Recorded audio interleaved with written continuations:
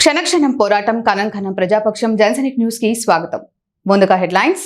దేశ స్వాతంత్ర సంగ్రామ కాంక్షను యావత్తు ప్రజల్లో రగిలించింది నాటి జర్నలిజమే. ప్రజాపక్షం వహించే మీడియాకు ప్రజల మద్దతు ఎప్పుడూ ఉంటూనే వస్తోంది.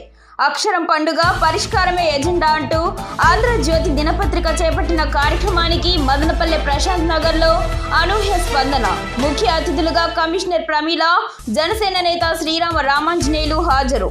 పలు సమస్యలను వారి దృష్టికి తీసుకువచ్చి పరిష్కారం కోరిన స్థానిక ప్రజలు, నాయకులు. ప్రజాహితం కాంక్షిస్తున్న ఆంధ్రజ్యోతి పత్రికకు సంబంధిత జర్నలిస్టులకు జనసైనిక్ న్యూస్ ఛానల్ శుభాకాంక్షలు, అభినందనలు. నాడు సంపద సృష్టి అన్న చంద్రబాబు నేడు ఎందుకు అమలు చేయలేకపోతున్నారు? సూపర్ 6 హామీలకు పంగనామాలేనా? 8 నెలలు అవుతున్నా ఆ దిశగా ప్రయత్నమేది? తల్లికి వందనం, అన్నదాత సుఖీభవ, ఉచిత బస్సు, ఆడబిడ్డలకు భరోసాపై తీవ్ర అసంతృప్తి. నాడు జగన్ సంక్షేమం ఫుల్, అభివృద్ధి నిల్. బాబు విజయలను ప్రజలు పట్టించుకోకే 2 సార్లు ఓడించి ఇంటికి పంపారంటున్న విశ్లేషకులు.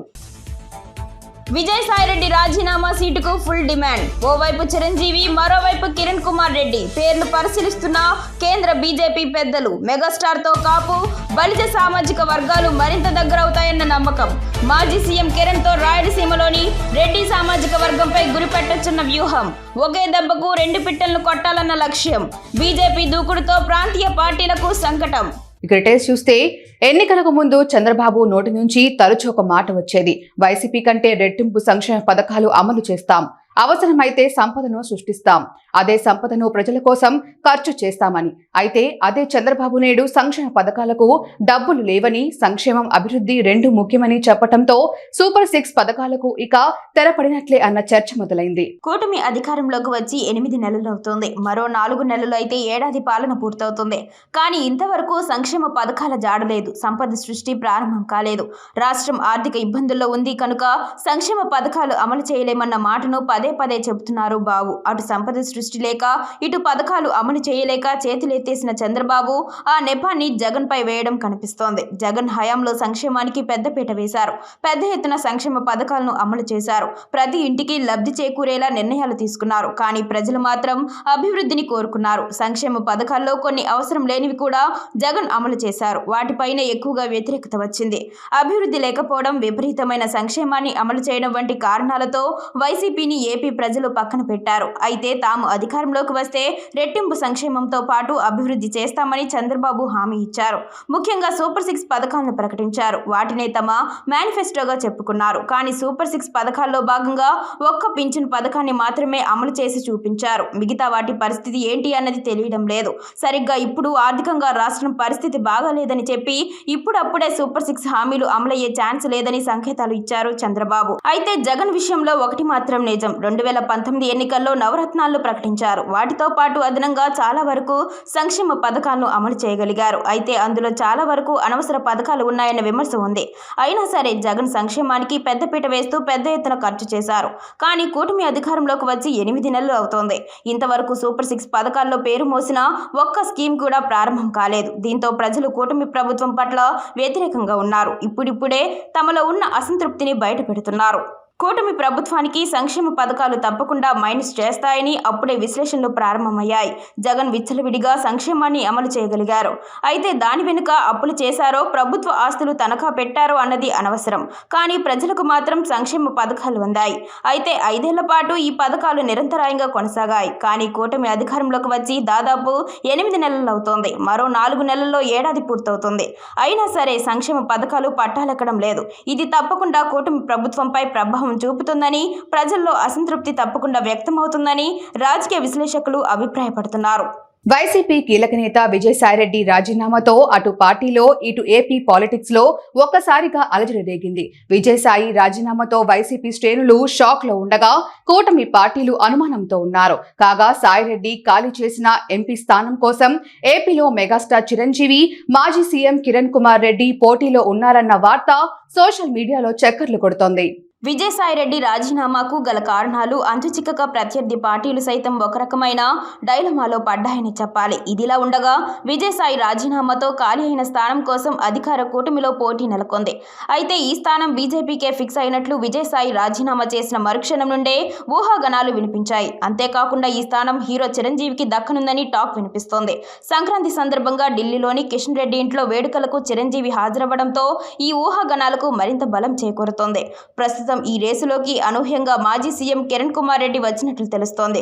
విజయసాయిరెడ్డి స్థానం కిరణ్ కుమార్ రెడ్డికి ఇస్తే రాయలసీమలో పార్టీ బలోపేతం అవుతుందని పార్టీ పెద్దలు భావిస్తున్నట్లు తెలుస్తోంది. అయితే నాగబాబును మంత్రిని చేస్తామని ఇప్పటికే ప్రకటించారు కాబట్టి జనసేన రేసులో లేనట్లే అని చెప్పాలి. టీడీపీ కూడా ఆ స్థానంపై ఎలాంటి ఆశలు పెట్టుకోవడం లేదని సమాచారం. దీంతో బీజేపీ ఇప్పటికే కిరణ్ కుమార్ రెడ్డి పేరు ఫైనల్ చేసిందన్న ప్రచారం జరుగుతోంది. మాజీ ముఖ్యమంత్రిగా ఉన్న ఆయనను రాజ్యసభకు పంపితే రెడ్డి ఓటు బ్యాంక్ తమ వైపు మరింత ఎక్కువగా ఉంటుందని బీజేపీ నమ్ముతుందని సమాచారం. యూపీలోని ప్రయాగ్రాజ్లో జరుగుతున్న మహాకుంభమేళాకు ప్రత్యేక బస్సులు నడపనున్నట్లు ఏపీఎస్ఆర్టీసీ ప్రకటించింది. విజయవాడ నుంచి ఈ ప్రత్యేక బస్సులను ఏర్పాటు చేస్తున్నట్లు జిల్లా ప్రజా రవాణా అధికారి ఎంవై దానం సోమవారం ఒక ప్రకటనలో పేర్కొన్నారు. 8 రోజుల పాటు జరపనున్న ఈ టూర్లో త్రివేణి సంగమంతో పాటు వారణాసి, అయోధ్య ఆలయాల దర్శనం చేసుకోవచ్చని తెలిపారు. ఏపీఎస్ఆర్టీసీ 3 రకాల లగ్జరీ బస్సులతో ఏర్పాటు చేసిన ఈ ప్రయాణంలో ప్రయాగరాజ్తో పాటు వారణాసి, అయోధ్య పుణ్యక్షేత్రాలను దర్శించుకునేలా రానుపోను దాదాపు 3600 కిలోమీటర్లు మొత్తం 8 రోజుల యాత్రను ప్లాన్ చేసినట్లు ఆయన తెలిపారు. ఫిబ్రవరి 1 నుంచి 8వ తేదీ వరకు యాత్రను షెడ్యూల్ చేశారు. ఫిబ్రవరి 1న ఉదయం విజయవాడ పిఎన్బిఎస్ నుంచి ప్రత్యేక బస్సులు బయలుదేరుతాయి. సూపర్ లగ్జరీ 8,000 రూపాయలు, star liner non AC sleeper 11,000 రూపాయలు, వెన్నెల ఏసీ స్లీపర్ 14,500 రూపాయలుగా నిర్ణయించారు. యాత్ర ప్రత్యేక బస్సుల్లో ఛార్జీలు పిల్లలకు, పెద్దలకు ఒకేలా ఉంటాయని ఆర్టీసీ అధికారులు వెల్లడించారు. అలాగే తమకు ఇచ్చేది కేవలం బస్సు ఛార్జీలు మాత్రమేనని తెలిపారు. భోజనం, వసతి, ఇతర ఖర్చులను ప్రయాణికులే భరించాల్సి ఉంటుందని స్పష్టం చేశారు. ఇక యాత్రకు వెళ్లదలిచిన వారు 35, 29 మంది భక్తులు సమూహంగా వస్తే ప్రత్యేక బస్సులు ఏర్పాటు చేస్తామన్నారు. అలాగే ముందస్తు రిజర్వేషన్ కోసం ఆన్లైన్ ఆర్టీసీ టికెట్ బుకింగ్ ఏజెంట్లు సమీప బస్ స్టేషన్లలో సంప్రదించాలని సూచించారు. మరిన్ని వివరాలకు 08625239228 నంబర్లకు ఫోన్ చేసి తెలుసుకోవచ్చని తెలిపారు. కాగా ఇప్పటికే రాజమహేంద్రవరం, కొవ్వూరు నుంచి బస్సులు ఏర్పాటు చేసినట్లు అధికారులు చెప్పారు. వాటిలో రిజర్వేషన్లు కూడా పూర్తయినట్లు పేర్కొన్నారు. ఇవి కూడా ఫిబ్రవరి 1వ తేదీ నుంచే బయలుదేరతాయని ఆర్టీసీ అధికారులు వెల్లడించారు. Kadapa, Bengaluru via Madanapalle railway line పనులకు కదలిక ఎప్పుడో తెలియటం లేదు. పాలకుల నిర్లక్ష్యం కారణంగా దశాబ్దానికి పైగా రైల్వే లైన్ అలైన్మెంట్ పనులు ప్రకటనలకే పరిమితమయ్యాయి. 2006లో కేంద్ర, రాష్ట్ర ప్రభుత్వాలు సంయుక్త భాగస్వామ్యంతో 2,705 కోట్ల రూపాయలతో ప్రాజెక్టుకు శ్రీకారం చుట్టారు. అప్పటి ముఖ్యమంత్రి వైఎస్ఆర్ మరణానంతరం రైల్వే లైన్ మూలన పడింది. విశాఖ రైల్వే జోన్ డిమాండ్ నేపథ్యంలో ఈ రైల్వే లైన్ పై మళ్లీ చర్చ జరుగుతోంది. 3 ఏళ్లుగా రాష్ట్ర ప్రభుత్వం మ్యాచింగ్ గ్రాంట్ విడుదల చేయలేదనే పేరుతో కేంద్రంలోని బీజేపీ సర్కారు పక్కన పెట్టేస్తుంది. విశాఖకు రైల్వే జోన్ రావడం ద్వారా 70,000 కోట్ల రూపాయలతో రాష్ట్రంలోని రైల్వే లైన్లు అన్నిటినీ పూర్తి చేస్తామని కడప జిల్లా మైదుకూరు పర్యటనలో భాగంగా ముఖ్యమంత్రి చంద్రబాబు ప్రకటించారు. ఫిబ్రవరి 1 నుంచి పార్లమెంటు సెషన్లో బడ్జెట్ ప్రవేశపెట్టనున్న నేపథ్యం Kadapa, Bengaluru via Madanapalle railway line చర్చనీయాంశమైంది.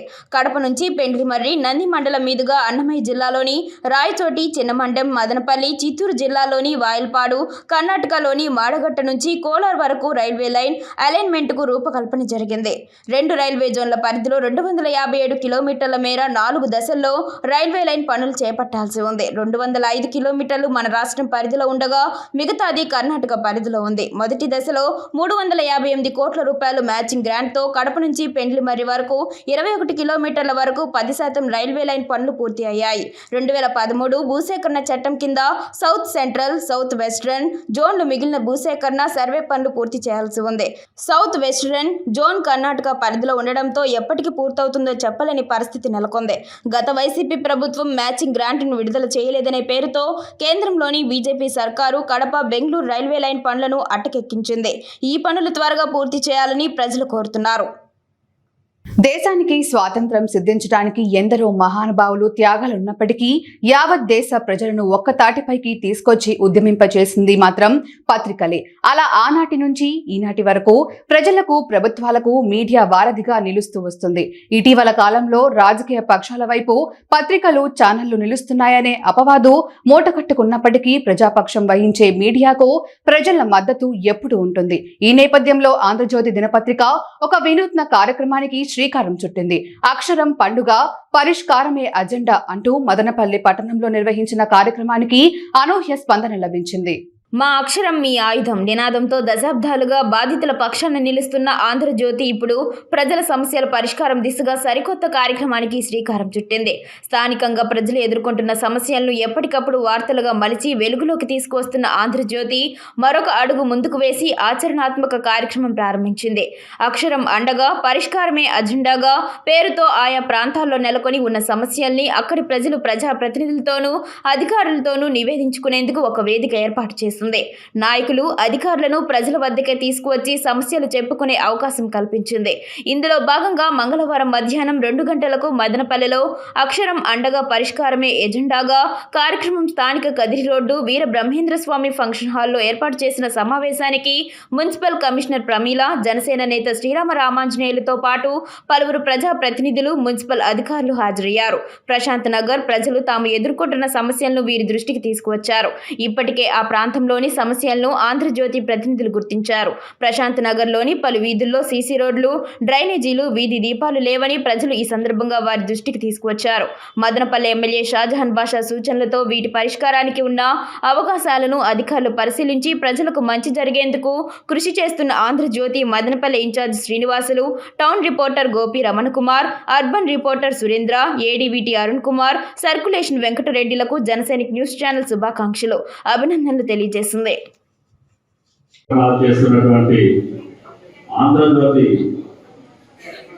వారికి నమస్కారాలు తెలియజేస్తున్నాం. మామూలుగా పత్రికలు అంటే ఏవో కొన్ని సమస్యలు, ప్రజా సమస్యలు తీసుకెళ్లి రాసేసి అభూత కల్పనలు చేసేది.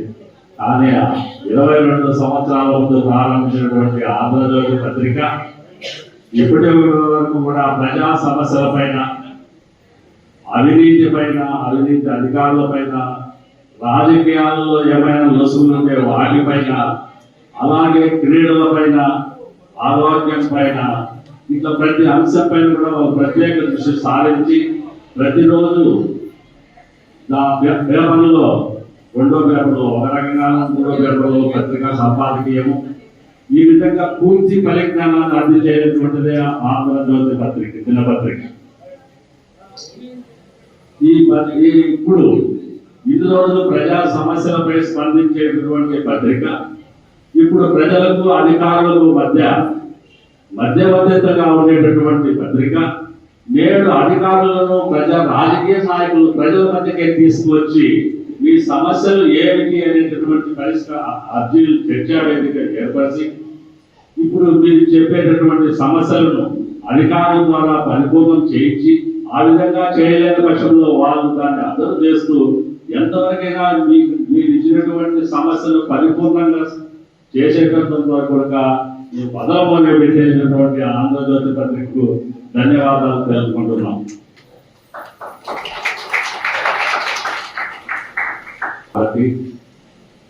ఎంత మన సమస్యలున్నా దానికి ముఖ్యంగా అధికారులు, మంచి అధికారులు, మదనపల్లిలో కమిషనర్ గారు కానీ, మిగతా అన్ని రెవెన్యూ డిపార్ట్మెంట్లో కానీ అన్ని డిపార్ట్మెంట్లో కూడా మంచి అధికారులు ఉన్నారు.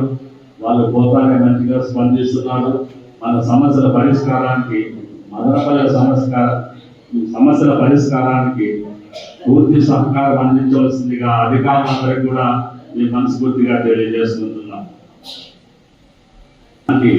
చర్చా వేదికలు కానీ ఇలాంటి గొప్ప కార్యక్రమాలు చేసేటటువంటి ఆంధ్రజ్యోతి దినపత్రిక వారికి మరొకసారి ధన్యవాదాలు తెలుపుతూ ఇంతటితో ముగిస్తున్నాను.